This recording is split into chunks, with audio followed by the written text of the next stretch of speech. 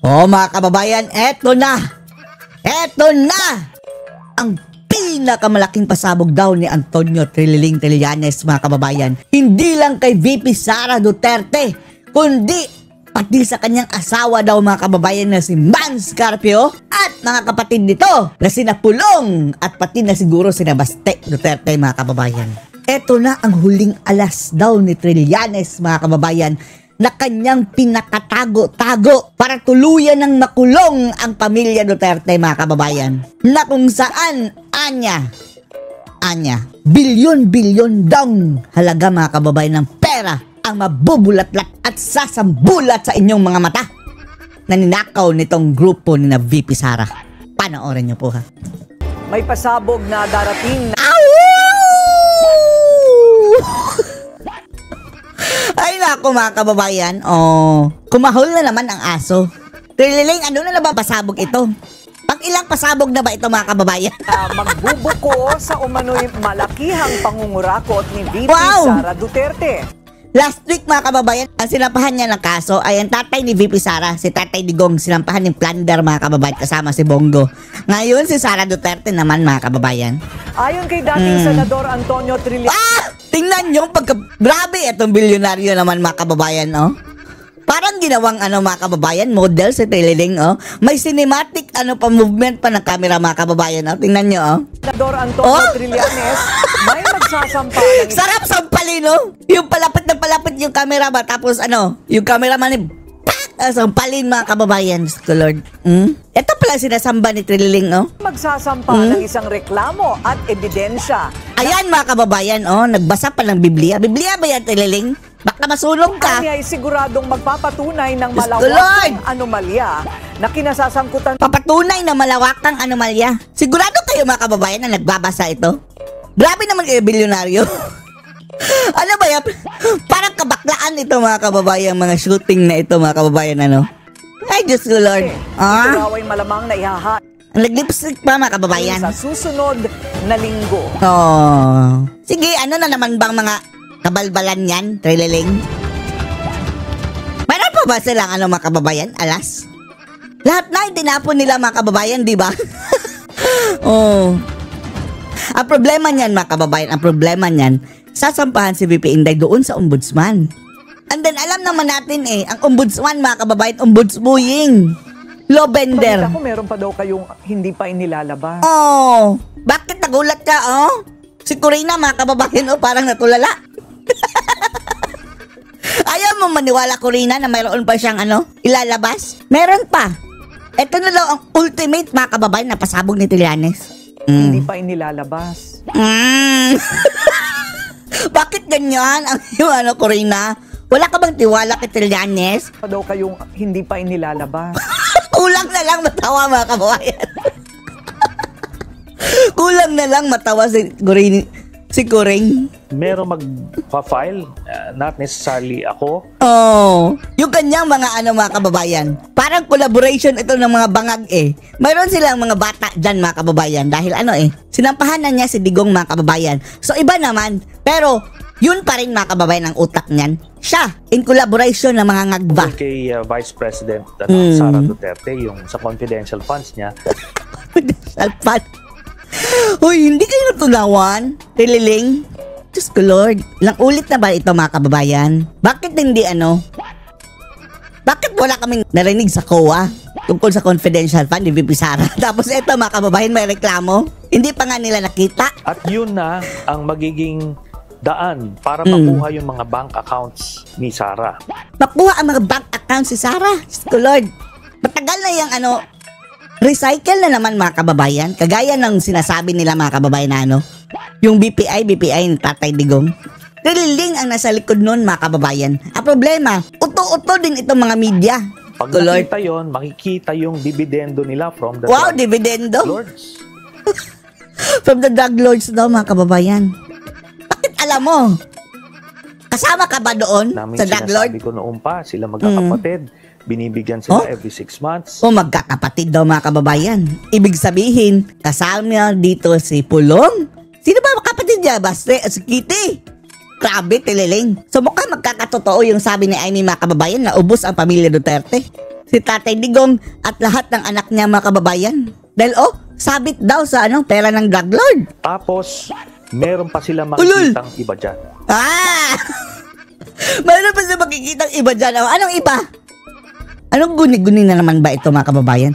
Pero wag niyong ipagwalang bahala ito mga kababayan dahil alam naman natin Although, ungasan mga kababayan, kabubuhan itong ginagawa ni Trillanes. Ang amo nito bobo Mga siraulo mga kababayan, ang mga tauhan ngayon ni nabangag. Sigurado tayo, sasakyan mga kababayan itong tauhan ni nabangag, itong mga kalokohan ng asong ulol na ito. May kita nila kung gaano kalaki ang pera na ninakaw. Hindi mo pa nga nakita. Tingnan yung itsura mga kababayan, ng nila Sara Duterte kasama si Manscarpio. Pati ang asawa niya Manscarpio mga kababayan, ayun. Kaya nga lang mga kababayan, yung kaso na sinampalaban dito kay Trililing, walang pinuntahan mga kababayan dahil alam niyo na, mga bangag mga kababayan, na hawak niya yung justice. Binasura. And we're talking about billions. So it's not of just the pesos. 160 million. Hindi trilyon. Trillanes. Hindi trilyones. Lubos-lubusin mo na, gawin mo ng trilyon ang inakaw ni Sara. Confidential fund. Billions ito. Billions ang confidential fund daw mga kababayan. 125 nga lang yung sinasabi ninyo. Paano naging billion yon? Kailan po mangyayari ito? Kapag bagunaw na ang mundo. Kurin na. Pagka na-file na nila, so the Ombudsman, through the Memorandum of Agreement with AMLAC, Wow. Sige. Open. Sino bang ulol mga kababayan kung magnanakaw? Sinong ulol na idedeposito mo sa iyong bangko? Pwede na lang mga kababayan kung mayroon silang made up dyan na mga accounts na ibibintang nila kay Sara Duterte mga kababayan. Pwede nang gawin yun. pwede nila makuha lahat yun. Posible nang masampulan. Ay nako, eto na mga kababayan Yan ang kanilang kasabwat mga kababayan. Ito sinasabi ni Amy.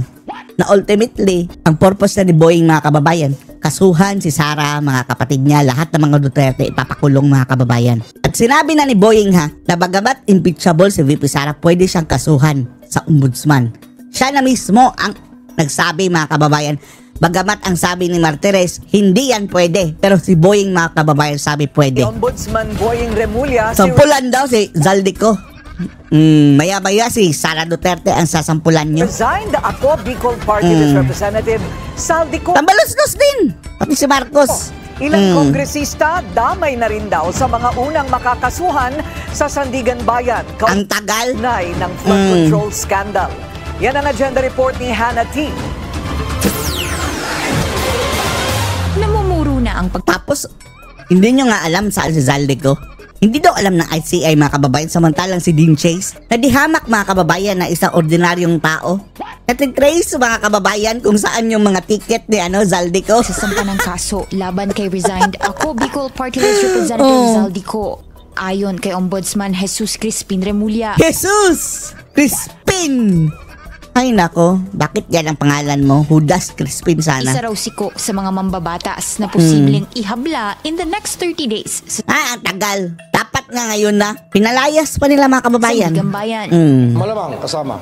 Malamang pa. So malamang hindi din. Kasi ang naalala ko mayroong Mindoro case na kasama. Ay nako. Founder ng SunWest Corporation, si Ko, at ang kapatid niyang si Christopher Ko. Hindi ba kayo nagtataka mga kababayan? Yung mga proyektong laging nilalabas sa TV, laging diskaya lang na projects. Samantalang itong Zaldico mga kababayan, itong SunWest niya, ang pinakamalaking dyan, contractor dyan. Wala bang mga kababayan? Nag-iimbestiga din dyan sa mga obra ng SunWest? Si Christopher Ko, ito ang construction firm na naiuugnay sa maanumalyang flood control project sa Nauhan Oriental, Mindoro na hindi bababa sa 200 million pesos. Wala pang official information sa kung nasaan Judas, ngayon si Ko. Pero sa huling record Wala pang information. Alam niya ni Dean Chase. Tanungin mo. ng US Customs, dumating Ang siya hina sa New nitong mga kababayan. Nasa kanila lahat ng intelligence fund. Hindi alam. York nitong Agosto at umalis doon mid-September. May isang report din na bound siya for Spain nitong Setyembre matapos umalis sa Singapore via Dubai. Ika-cancel ang passport ni Ko sa oras na masampahan na nga siya ng kaso. Masususpende na rin ang ilang government officials, kabilang ang ilang taga-DPWH. Kasuhan na. Ito mga susunod na araw, marami akong pirmahan na suspension orders o kaya papipirmahan ko sa aking mga kasama para masuspindi na yung mga opisyal. And then yung pinakamalaking ano nyo, target, si VP Sara kailan? Oh, 'di ba? Mayroon ng ano si Trililing mga kababayan next week daw. This is huge, ang sabi niya mga kababayan. Parang ultimate na weapon nila. Huling alas. Siwali dito sa flood control. Yes. Sa Lunes, nakatakdang sampahan na ng kaso sa Regional Trial Court ang mga sangkot Yung sa mga limang ghost ay, nako, ang tataba mga kababayan. Control Project. Lalo na yan, yung nagba dyan mga kababayan. Dapat isali yan mga kababayan. Yan lang ang dapat unahin mga kababayan na ano, sampahan ng kaso. Sa Bulacan. Kabilang sa mga lumitaw na sangkot Pa-impeach. doon ay sina dating DPWH engineers Henry Alcantara at Bryce Hernandez. Na And then yung mga ano, pera niyan mga kababayan, wala na, transfer na deputize siguro. na raw kasi ang Department of Justice para makapagsampa na ng kaso sa RTC dahil kumpleto naman ang mga ebidensya sa naging Senate Blue Ribbon Committee hearings nitong mga nakaraang linggo. Assurance ni Remulla, hindi aabot ng 2 to 3 years ang investigasyon sa flood control. Diyos ko Lord, 2 to 3 years pa? Ay, wala na, tatakas na yun sila. Ang common timeline sa Pilipinas pagdating Diyos ko, sa Lord. pag-usad ng pagsasampa ng kaso. Ang corruption matagal na nangyayari and the deadline is yesterday, sinasabi ko lagi. Nang tanungin Ungas. kung may magpapasko ba sa kulungan, ayaw daw niyang humiling ng masama para sa iba. Ayaw, ay nako. Kami din, Boying, ayaw naming humiling na masama, pero base dyan sa mga kababuyan mo, isipin nyo na lang mga kababayan ha. Mayroong plano, sabi ni Atty. Topacio, na si Boying mga kababayan na makikipag-areglo dito sa mga kurakot. Kung sasabihin lang daw nila mga kababayan na ibalik nila yung ninakaw nila and then quits na. Nananahimik na daw mga kababayan. Pero Animal. sisikapin nilang magpakulong ng dapat ikulong. Sa ngayon, nakikipag-ugnayan pa rin sila sa mga naging whistleblower gaya ni Hernandez. Cooperative witness daw siya at ayaw na raw niyang ipilit ang pagiging state witness. Mahirap daw kasing magbigay ng blanket immunity para sa nasibak na DPWH engineer. Kulong na lahat na yan. Dahil mag-cooperate man o hindi, sure ball ang conviction niya, lalo na't sangkot siya sa ghost projects. Sumalang sa Senate budget hearing ang ombudsman ngayong araw na hinihiling ang posibleng dagdag Mga kalbo, sa kanilang 6 Si Boying, no? Tingnan nyo mga kababayan, parang yung sa pelikula mga kababayan na ano, no? Mga impacto.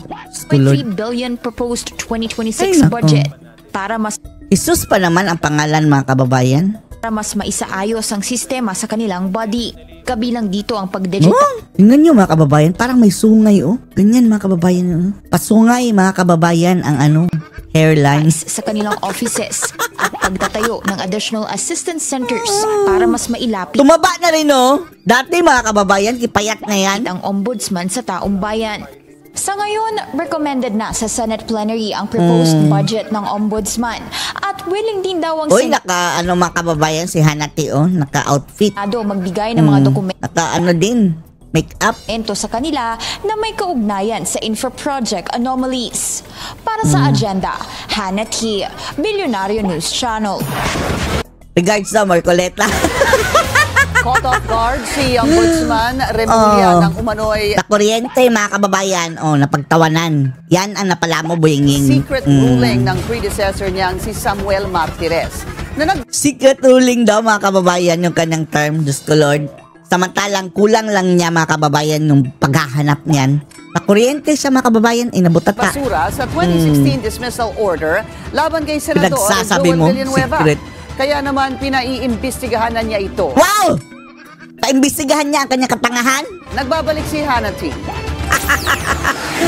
Ay, nako. Walang transparency sa ombudsman dati. Yan ang isa sa nakikitang problema ni Ombudsman Jesus Crispin Remulla. Hindi. Wala lang epal dati.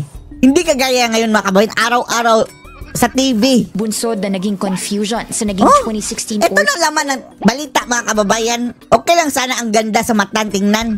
Diyos ko Lord, ang dilaw ng mata din, mga kababayan, Yung sklera ng kanyang mata, mga kababayan, yellowish. order para i-dismiss si Senator Joel Villanueva kahapon matapos sabihin ni Remulla sa isang interview na hihilingin niya sa Senado ang pag-enforce ng 2016 dismissal order laban sa senador Butata.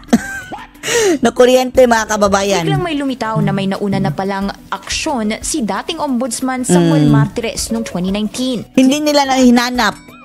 Hindi hinanap muna, mga kababayan, bago nagsalita. Reverse ni Martires ang nasabing dismissal order dahil sa kakulangan umano ng ebidensya. Nag-ugat ang order para i-dismiss si Villanueva noong 2016 sa di umano'y misuse of Di court umano'y! ballot funds noong 2008 nung siya pa ay si BAC Party List Representative.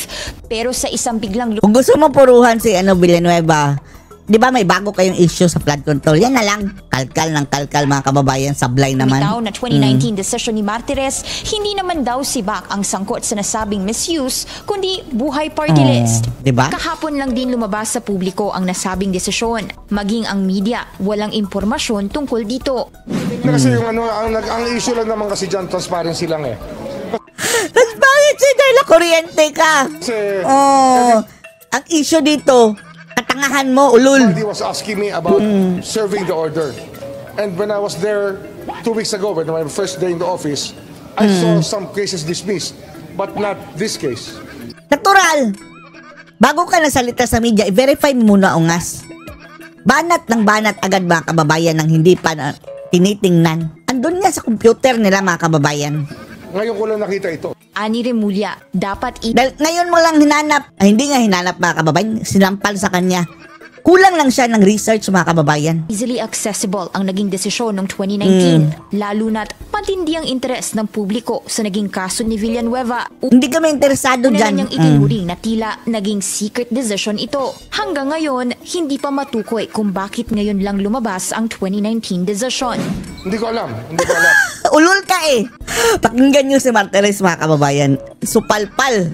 Itong si Boying. Kasi nga, ba't hindi alam ng taong bayan? Kahit yung Taong bayan. sa Senado, hindi alam. Pero iniimbestigahan na nila kung may Sige, possible imbestigahan ninyo. violations na nangyari. I-reverse na naman nila. Ni-reverse, ni-reverse na naman ng mga kababayan. Marami kasing I-reverse mo. I-bend mo na ang law. iba't ibang may mga Napahiya ka segregation of tasks. Walang transparency nung araw. Ngayon, transparency lang, mga kababayan. Araw-araw ng pa-interview. Itong mga pangit, mga kababayan, no? Ang ugali, ha? Oo. Ito ang laging nagpapansin, mga kababayan. Kagaya na Torre, pangit, mga kababayan, ang ugali. Oh. Laging magpapapansin sa media. Akala nyo, gandang-ganda ang mga taong manonood sa kanila. Kitang-kita sa telebisyon ang pangit ninyong mga ugali. Ugali, ha? Di ba, Pogi? Pogi! Hindi ka namin sinabihan pangit ang ugali mo, pangit. Pero ikaw, Pogi ka. Sino ba namang kukontra? ang bawat unit, hindi sila magkakasama. Sige. Ngayon Sige. kasi, binabago natin yung sistema yan. Pinalitan ni Remulla ang Duterte appointee na si Martires bilang ombudsman nitong Hulyo, kasabay ng kanyang retirement. Tapos, mga kababayan, unang-unang niyang ginawa, yung kanilang kakampi, mga kababayan, na si Gwen Garcia, dismiss ang kaso agad. Sinusubukan pa ng Bilyonaryo News Channel makakuha ng pahayag mula kay Martires. Meron na, pero sa ibang channel Pero yun. wala pa itong sagot sa amin. Oh, Sa magantay bahagi kayo. ni Villanueva, una na niyang nilinaw na wala siyang pending admin o criminal case sa Ombudsman at Sandigan Bayan. Nakapunto si Villanueva, mga kababayan. Una na raw niyang inasahan ang tila posibleng harassment at fake news laban sa kanya. Pag-aaralan pa ng Parang kiniliting ni Judas ito si Joel Villanueva ngayon, mga kababayan, at dinidilaan si Boyingying. Bebote nga! Ombudsman kung Bebote dapat nga! na bang i-reopen ang nasabing PDAF case ni Villanueva, lalo na't I-open isang na! dekada na raw ang lumipas nang mangyari ito. Para sa agenda, Grabe, no? Hannity, Backtrack na backtrack sila, mga kababayan, no? Para lang ang gipitin ang kanilang kalaban. And then, etong mga obvious yung magnanakaw, mga kababayan, wala. Iniskip. Bilyonaryo News Channel. Nakakabahala. Nakakabahala! Yan inilarawan ng Malacanang ang Ang umano'y animal, etong mga Malacanang, nakakabahala! Nakakarimarim! secret ruling ni dating Ombudsman Samuel Martires na Secret ruling? Hindi nyo lang alam, secret. Pagkaalam natin, mga kababayan, in-inform ang Senado niyan, di ba? nagbaliktad sa Paano naging dismissal secret? order laban kay Senador Joel Villanueva kaugnay sa pork barrel scam. Dapat Sige, mabahala lang kayo, mga imbestigahan bangag. ayon sa palasyo. Mapraning lang kayo dyan sa Palasyo Malacanang. Kung ito po ay Kung ito po andyan na namang asong ulol mga kababayan, oh. Ay nako, magsalita ito, sakit sa tenga mga kababayan. Totoo, ito po ay nakakabahala. Nakakabahala! Kailan ka hindi na bahala, ungas? Dahil hindi dapat O kasalanan na naman ng mga Duterte mga kababayan. nagkakaroon ng pagdududa ang taumbayan. O ganyan talaga yung muso niya mga kababayan. Muso nitong animal na to. Sa ating justice system.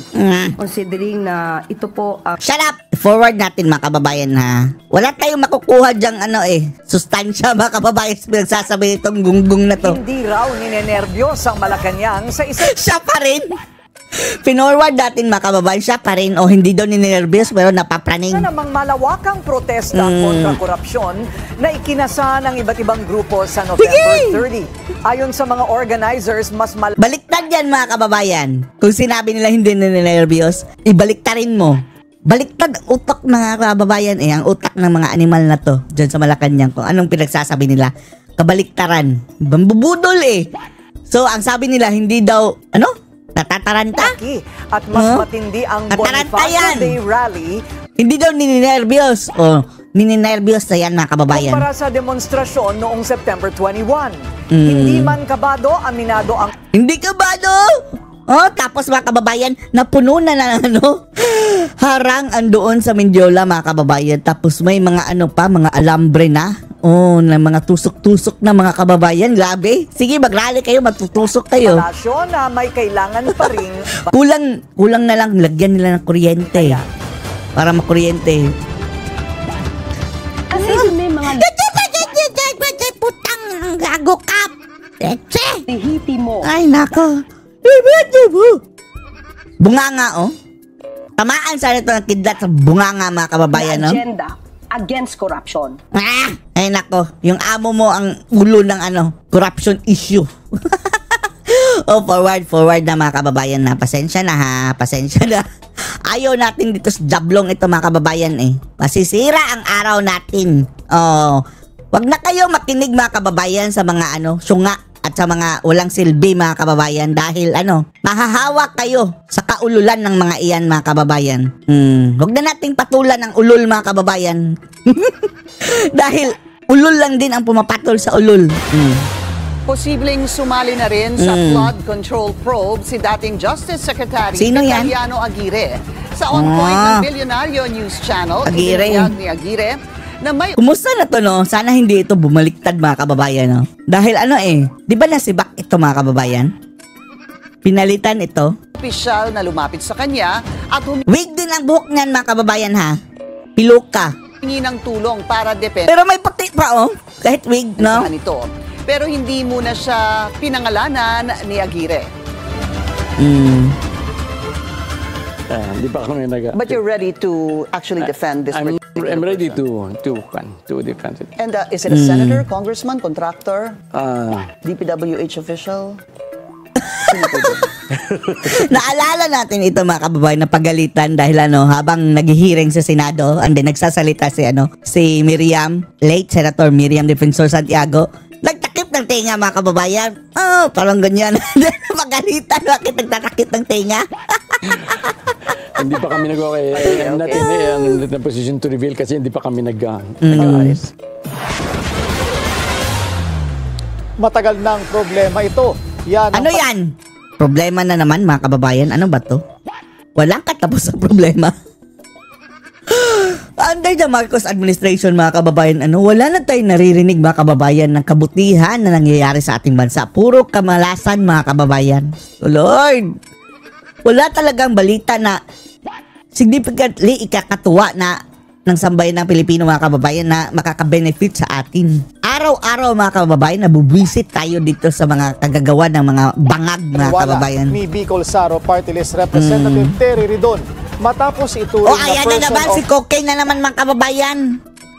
Buhay pa palang yung Cocaine yan. Akala natin patay na ang political career na mga kababayan matapos na-stop yung kanyang flood control na probe. interest. Si Benguet Representative Eric Yap sa flood control scandal sa programang Business 360. Okay. Mabuti pa, i-revive yung pelikulang Cocaine. Tsura nito mga kababayan. Diyos ko Lord. ng Billionario News Channel. Sinabi ni Ridon na sang-ayon siya sa desisyon Nasibak din ito ni Tatay Digong mga kababayan. Dahil grabing travel those time mga kababayan. Sa isang taon, 7 beses nga ba yun mga kababayan nag-travel abroad. Tapos, ang kanyang posisyon noon mga kababayan para tugunan ang mga mahihirap mga kababayan natin mga kababayan. Diyos ko Lord. Tapos, panay travel. Animal kang kokay ng ka. ICI na halukayin ang mga maanumalyang infra projects Bumalik ka sa outer space, kokay. simula pa noong 2015. Nasaan ang spaceship mo? Dadami pa ang mga sangkot sa korupsyon at damay din Okay ka ba, kokay? dito ang mga banking official. Ang ilong, lumaliw-layo ka, kokay? Baka mahigop mo kami sa ilong mo. So to be perfectly clear, there are many masterminds, not just one Isa ka na siguro. mastermind. There will be legislators, there'll be congressmen. Shut up! Naiinis din tayo dyan mga kababayan, kokay na yan. Walang silbi ang pinagsasabi nito mga kababayan Ito mga ganyang klaseng tao mga kababayan, wala na. Huwag nyo nang pakinggan. Mga ulol yan mga kababayan. Si Chief Presidential Legal Counsel Juan eto na. Ponce Enrile. Isa pang bad news mga kababayan para sa ating bansa. Ang mga kurakot mga kababayan, inakusahang mga kurakot, kinasuhan. Ngayon, under the Marcos administration mga kababayan, nakakalaya. Acquitted. Salamat, babangag. Sa natitira niyang graft cases kaugnay ng multi-billion Pati si Napoles mga kababayan, acquitted. And connected dyan sa kay Enrile. peso pork barrel scam. Ang desisyon ng Sandigan Bayan sa Agenda Report ni John Manalo. What do you expect? Pinawalang sala ng Sandigan Bayan Special 3rd Division mula Pinawalang sala. Lord. sa 15 counts of graft si former Senate Sige lang, Enrile. Hindi ka man panagot dito sa mundong ito. Baka sa kabilang buhay, kapag 200 years ka na. Aabot pa to ng 200 years old mga kababayan. Pero hindi niya matatakasan mga kababayan. Kahit ba-acquit ko siya dito mga kababayan sa lahat ng korte sa Pilipinas, sa mundong ito. Balang araw, ang ganti sa inyo, ang karma, at saka ang pananagutan, hindi mo matatakasan. at Chief Presidential Legal Counsel Juan Ponce Enrile. Tingnan nyo mga kababayan. Inaakay na mga kababayan. Inaakay na. Tapos, sa Facebook mga kababayan, sa social media, sa Twitter pa ba? Grabe, ang tataas ng mga mensahe mga kababayan. Sa tingin nyo, si Enrile pa rin yun. Ginagamit na lang mga kababayan ang pangalan ni Enrile. Sigurado tayo. Para maglabas sa mga ano-anong mga statement ng Juan ganun. Ponce Enrile. Advisor pa rin ni BBM mga kababayan. Tingnan nyo kung gaano kabangag mga kababayan. Gumagastos pa ang taong bayan. Pero ang taong bayan, pinapasahod dito. Magkano sahod dito mga kababayan? Ano pang ma-advise dito? At background nga nito mga kababayan o kurakutan? Current pa rin na presidential advisor ni Bangag. Iba pang mga sangkot sa Lord. alleged misuse nito ng 172.8 million pesos. Pinasahod pa ng taong bayan mga kababayan ngayon. Tapos na-acquit pa nawala na yung pera, di ba? Acquitted pa ang kaso nila, nawala pa ang pera, acquitted pa ang kaso nila. Gumastos pa ang gobyerno mga kababayan sa kaso dito. At saya mga kababayan, pera, Diyos ko Lord. So pork barrel. Kabilang sa mga naabsuelto ang dating Chief of Staff ni Enrile na si Gigi Reyes. Gigi At ang Reyes. businesswoman na si Janet Napoles. Napoles mga kababayan, acquitted. Ayon sa Sandigan Bayan, Salamat babangag administration, salamat. hindi napatunayan ng prosekusyon na guilty beyond reasonable doubt ang mga akusado. What do you expect mga kababayan? Sa tagal ng kaso. Sa 193-page decision ng Anti-Graft Court na sinulat ni Sandigan Bayan Special 3rd Division Chairperson Ito rin mangyayari dyan mga kababayan sa flood control. Ilang years na ba? 20 years? 20 years from now. 2046, 2045. Acquitted din yan sina Zaldico. Ronald Moreno, nakasaad din na walang civil liability o kahit anong multang babayaran si Reyes Enrile at ang former Deputy Chief of Staff nitong si Jose Antonio Evangelista. Kahit man lang kuryente mga kababayan na inaksayan nila doon sa korte. Sana pinagbayad man lang. Wala! Libre pa! Na walang sala rin sa 15 counts of graft. Ay, Bilang nako nga. resulta na naging desisyon, binawi na lahat ng whole departure orders sa mga akusado. Sige, takas na kayo. Dumalo si Enrile sa promulgation online mula sa ospital kung saan siya nakaratay. Online din na naging presensya ni Napoles mula naman sa Correctional Parang si Meltiangco. Institute for Women sa Mandaluyong. In person namang dumalo si Reyes sa promulgation ngayong umaga kung saan napayakap siya sa kanyang kapatid Ay, na nako, maanunsyo Lord. ang kanyang acquittal. At nang tinanong kung ano ang kanyang naramdaman, Sa ibang bansa pa yun mga kababayan, wala na, bitay na. Matagal nang nabitay. And then, yung iba pa nga sa kahihiyan mga kababayan, tumatalo na lang sa tulay. Dito, praise! All praises mga kababayan matatanggap. Wala na, ma'am. Salamat. Para sa agenda, Joan Manalo, Billionario News Channel. Boo! At ngayong lusot na si Set. Chief Presidential Legal Counsel Juan Ponce Enrile sa pork barrel scam. May mensahe ang Malacanang sa Ay, Diyos ko, anong mensahe ng Malacanang? Kumpleto ng kabangagan? mga kritiko. Respetuhin ang desisyon ng korte. Animal kayo? Respetuhin pang...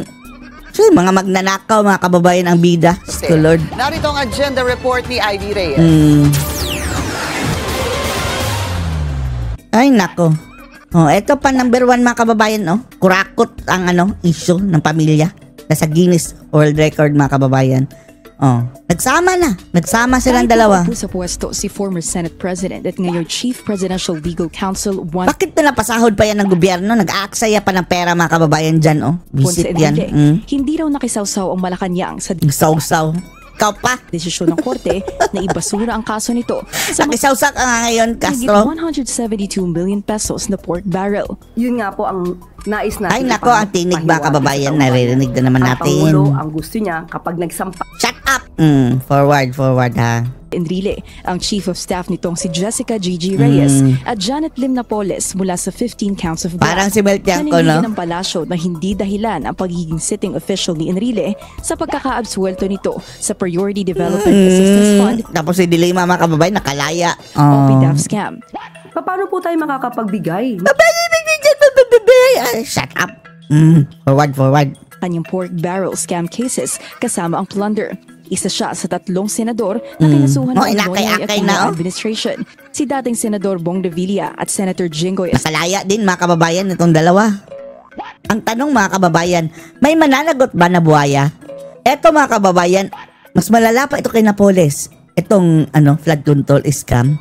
Malala pa ito mga kababayan. 10 times o 100 times worse. And then, matutulad lang din dito mga kababayan, History will repeat by itself. Estrada, acquitted din sa plunder. Pero may pending graft cases pa si Estrada. Respetuhin ang korte. Ito ang mensahe ng Malacanang sa mga Paano mo re-respetuhin na Ano bang batas dito mga kababayan? Anong hustisya dito ngayon? Namamayagpag ang mga animal. kung kine-question ang pagkakaabsuelto ng mga sangkot sa PDAF scam. Gaya ng investigasyon sa flood control projects, tiwala raw ang kailangan ng pamahalaan. Mabuti pa itong mga kababayan inakusahan ng mga bilyon ang ninakaw. Nakakalabas. Samantalang yung mayroong nagnakaw dyan mga kababayan ng 100,000 ganyan. Hanggang ngayon, nakakulong pa rin. Doon na mamamatay sa selda. Ito sila mga kababayan. Wow! Babalik pa yan sa politika. Para sa agenda, Ivy Reyes, Billionaire News Channel.